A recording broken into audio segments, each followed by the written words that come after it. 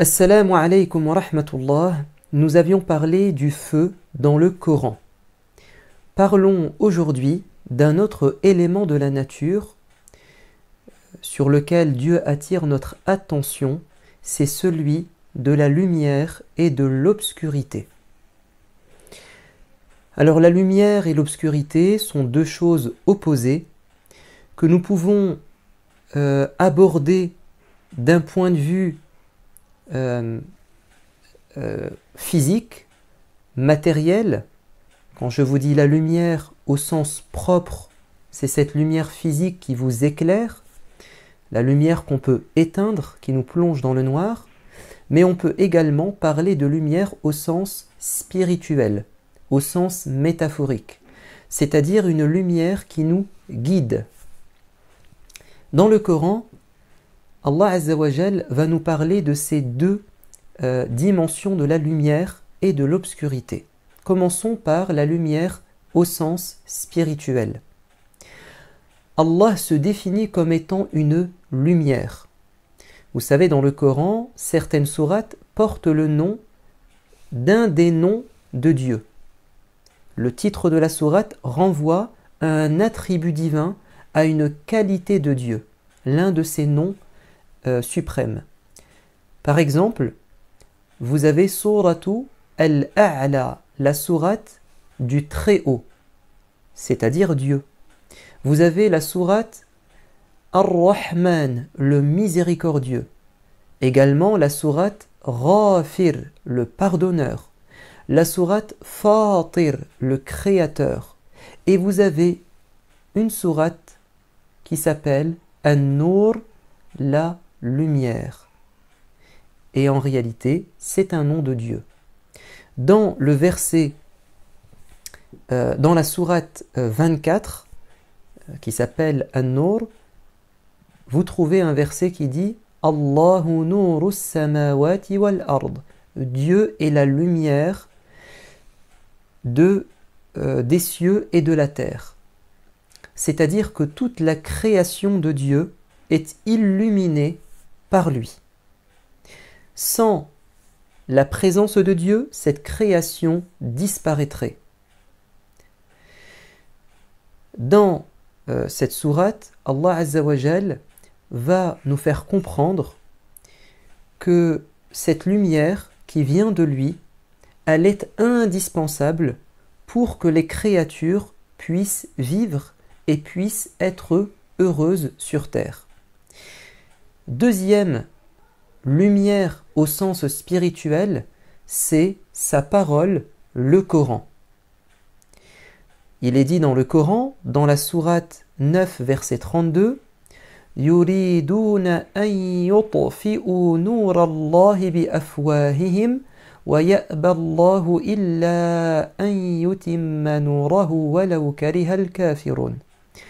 Les ennemis de l'islam veulent éteindre la lumière de Dieu, c'est-à-dire son Coran, avec leur bouche, c'est-à-dire avec leurs paroles, avec une propagande, avec des insultes, avec beaucoup de discours. Ils essaient de créer le doute, la confusion autour de la parole de Dieu, le Coran.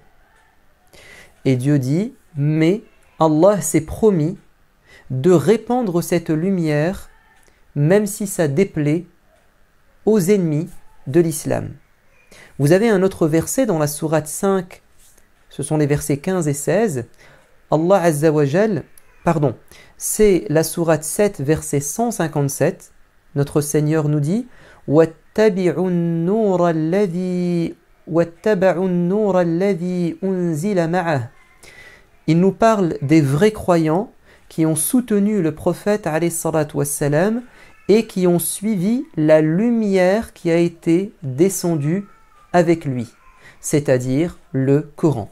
Il nous dit dans la sourate 4, verset 174, Ya ayyuhan nas, ô vous les gens, les hommes, qad ja'akum burhanun min rabbikum, une preuve indiscutable, un argument d'autorité vous est parvenu, et également وَأَنزَلْنَا إِلَيْكُمْ نُورًا مُبِينًا, et nous avons fait descendre sur vous, nous vous avons révélé une lumière éclatante, c'est-à-dire le Coran. Dieu est une lumière, sa parole est une lumière, son messager est une lumière. Le prophète est qualifié également de lumière. Il est dit par exemple قَدْ جَاءَكُم مِّنَ اللَّهِ نُورٌ وَكِتَابٌ مُّبِينٌ. Il vous a été parvenu, il vous est parvenu une lumière et un livre clair. Une lumière, c'est le prophète, et le livre clair, c'est le Coran. C'est dans la sourate 5, verset 15. Il est dit également dans la sourate 33, versets 45 et 46, « Ya ayyuhan nabiyyu, ô toi le prophète, inna arsalnaka shahidan wa mubashiran wa nadhira » nous t'avons envoyé comme témoin, annonciateur d'une bonne nouvelle, avertisseur contre un danger, وَدَاعِيًا إِلَى اللَّهِ بِإِذْنِهِ وَسِرَاجًا مُنِيرًا, et tu es également une personne qui appelle à Dieu par sa permission et sa volonté, et tu es sirajan, une lanterne, munira, éclairante. Donc le prophète est qualifié également de lumière. Également, l'islam, la religion ou la foi sont considérés comme une lumière. Allah nous dit dans la sourate 6, verset 122, « Awaman kana mayta » quant à celui qui est mort. « Fa'ahyaynahu » et nous lui avons ensuite donné la vie. « Waja'alna lahu nuran yamshi bihi fin-nas » donc on lui a redonné la vie après qu'il soit mort, et ici c'est pas la mort physique, c'est la mort du cœur. C'est-à-dire que cette personne était loin de la lumière de Dieu. Et voilà que Dieu l'a guidé en lui donnant une lumière avec laquelle il va marcher. C'est la lumière de la foi. Il est maintenant vivant, son cœur est vivant par la foi, il marche avec. Cette personne, nous dit Allah, est-il comparable à une autre personne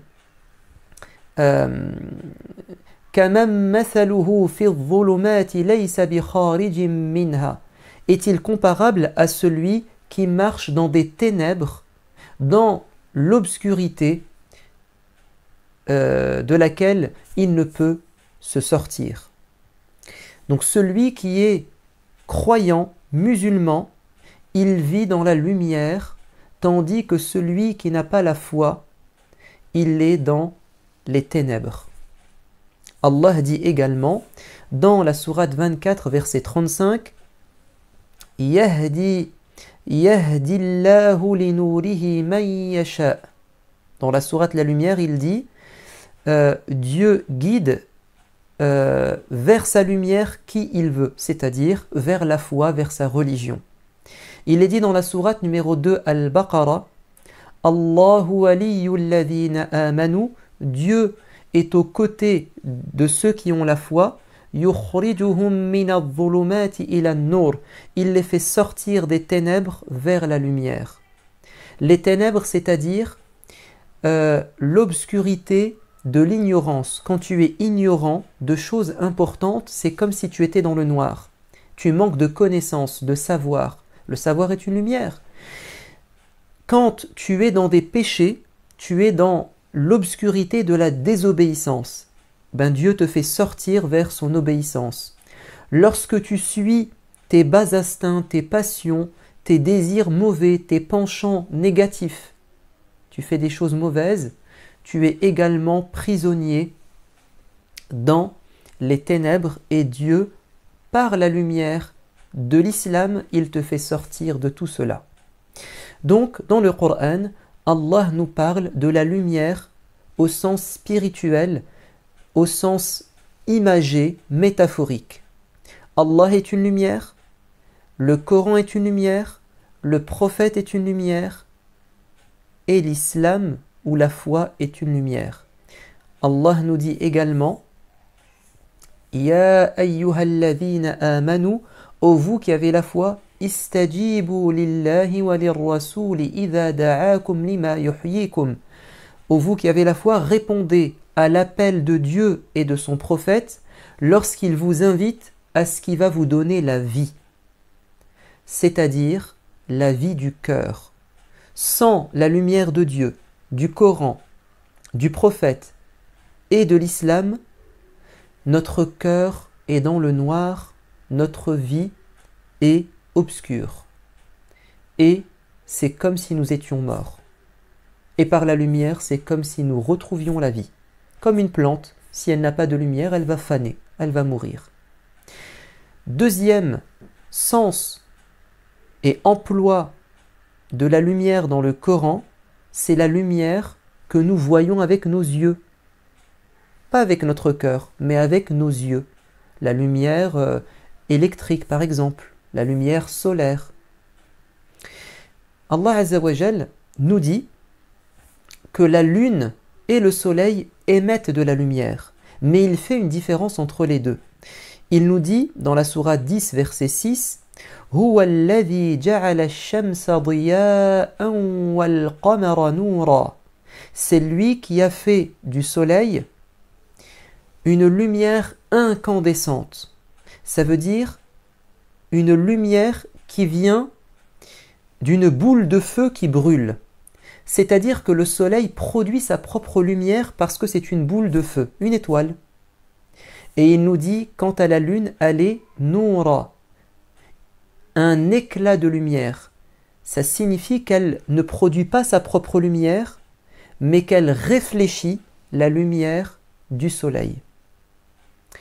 Et la lumière du soleil est brûlante, tandis que la lumière de la lune, elle est fraîche et apaisante. Et nous le remarquons parce que nous ne pouvons pas fixer des yeux le soleil. La lumière est trop forte. La lumière va abîmer notre rétine, tandis que nous pouvons admirer la blancheur éclatante de la lune, surtout quand elle est pleine, bien ronde, durant la nuit. Et bien sachez que Allah Azza wa Jal, sa lumière sur terre, pour l'instant, pour nous, elle est comme la lumière du soleil. On ne peut pas regarder Dieu avec nos yeux. Ça serait comme regarder le soleil. Moussa alayhi salam, a demandé à regarder Dieu. Et Dieu lui a dit, tu ne peux pas, ce n'est pas possible. Regarde, cette montagne va voir ma lumière. Je vais me dévoiler ma lumière à cette montagne. Si elle est capable de supporter ma vision, alors toi tu pourras m'observer. Et quand Dieu s'est dévoilé l'espace d'un instant, la montagne s'est ébranlée, elle est devenue poussière. Elle s'est affaissée. Et Moïse est tombé évanoui. Et en se réveillant, en reprenant connaissance, il va dire « Ya Allah, j'ai compris, je ne peux pas te voir. » Parce qu'il parlait avec Dieu directement, il voulait le voir. En revanche, d'ailleurs le prophète Muhammad sallallahu alayhi wa sallam, quand il est monté au ciel, il n'a pas vu Dieu directement. Il n'a vu que sa lumière. Par contre, quand on sera recréé, on aura un nouveau corps, de nouveaux yeux. Là, nous pourrons admirer la lumière de Dieu. Allah nous dit وَوُجُوهٌ يَوْمَئِذٍ نَاظِرَةٌ إِلَى رَبِّهَا نَاظِرَةٌ إِلَى رَبِّهَا نَاظِرَةٌ. Il y aura des visages heureux, souriants, qui vont admirer Dieu, qui vont regarder Dieu. Sur terre, nous ne pouvons pas voir Dieu parce que c'est comme la lumière du soleil. La tudrikuhu al-absar wa huwa yudriku al-absar. Votre regard ne peut pas le cerner, mais lui, par son regard, il peut vous voir et vous surveiller. En revanche, quand nous serons au paradis, Inch'Allah, nous pourrons voir notre Seigneur et ça sera un grand moment de joie, un grand moment de bonheur. Également, alors, la lumière de Dieu au paradis, ça sera comme la lumière de la lune. Le prophète alayhi salatu wassalam a dit, certes, vous verrez votre Seigneur comme vous voyez la lune en pleine nuit. Deuxième lumière, matérielle, physique, réelle, c'est la lumière des étoiles. Allah nous dit qu'il nous a fait un cadeau en mettant des étoiles qui brillent la nuit. Il nous dit هو الذي جعل لكم النجوم لتهتدوا بها في ظلمات البر والبحر. C'est lui qui a mis ces étoiles afin que leur lumière puisse vous guider durant l'obscurité, quand vous êtes en mer ou sur terre, lorsque vous êtes en pleine nuit en train de voyager sur la terre ou sur la mer. Heureusement que vous avez des étoiles. Les gens n'auraient pas pu se déplacer dans le désert par exemple ou voyager en bateau s'ils n'avaient pas une carte du ciel qui leur indique la direction, la route. Et cette carte, ce sont les constellations, c'est-à-dire la position des étoiles. Allah Azza wa Jal nous dit que cette lumière spirituelle ou bien matérielle, il peut nous la retirer. Il peut nous la retirer. Il nous dit par exemple, par rapport à la lumière de la foi, à la lumière spirituelle, dans la sourate 24, verset 40, وَمَنْ لَمْ يَجْعَلِ اللَّهُ لَهُ نُورًا فَمَا لَهُ مِنْ نُورٍ. Celui à qui Dieu n'a pas donné de lumière, il ne pourra jamais avoir de lumière. Donc Allah donne la lumière comme il peut ne pas la donner. Et il peut parfois la retirer. Ainsi, il nous dit لَهُمْ أَعْيُنٌ لَا يُبْصِرُونَ بِهَا. Ils ont des yeux, mais ils ne voient pas. Ça veut dire ils ne voient pas avec leur cœur la vérité. Car il nous dit, ce ne sont pas les yeux qui sont aveugles. Les yeux de ces gens qui ne sont pas croyants, ce ne sont pas leurs yeux qui sont aveugles, mais c'est leur cœur qu'ils ont dans la poitrine qui est devenu aveugle. C'est-à-dire, ils voient la lumière physique, mais ils ne voient pas la lumière spirituelle, la lumière de Dieu, la lumière du Coran, la lumière du prophète, la lumière de l'islam. Ils sont en réalité aveugles, même s'ils ont des yeux. Allah nous dit qu'il peut nous retirer la lumière, il peut nous rendre aveugles. قُلْ أَرَأَيْتُمْ إِنْ أَخَذَ اللَّهُ سَمْعَكُمْ وَأَبْصَارَكُمْ مَنْ إِلَهٌ غَيْرُ اللَّهِ يَأْتِيكُمْ بِهِ. Imaginez-vous, nous dit notre Seigneur, si il vous retirait la vue et l'ouïe, la capacité de voir et d'entendre. Est-ce qu'un autre que Dieu, est-ce que quelqu'un en dehors de Dieu pourrait vous rendre votre vue et votre ouïe? Non, ce n'est pas possible. Parfois, on a un œil qui fonctionne bien, mais on ne voit plus rien.